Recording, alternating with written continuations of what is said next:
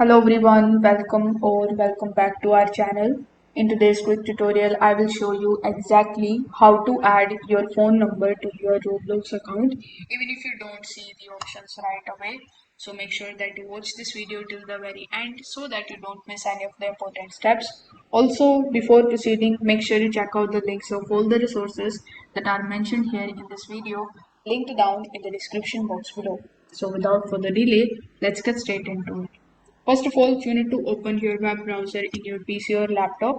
You can also follow the same steps in your mobile device, Roblox application. So once you are over here, you need to just log in into your Roblox account.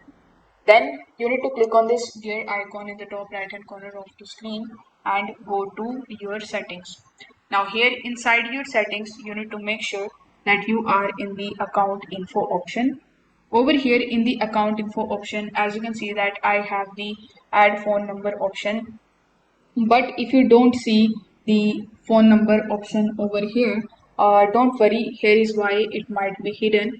First of all, you need to make sure that your account might be under 13 years old. It will be visible over here in the top, as you can see. Then you might not have any verified your email yet. So make sure that your email, which is linked with your Roblox account, is verified. Once the verification is completed, once you are uh, above 13 plus over here, you will be able to find this add phone number option. So once you click on the add phone right next to it, you need to provide your phone number and then you can press continue with it.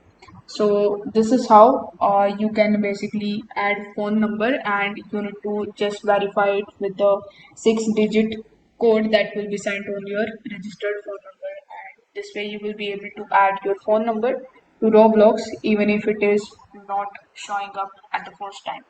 So if this video helped you out, make sure that you like this video and subscribe to the channel. If you have any questions, you can just let me know that in the comment section below. Thanks for watching.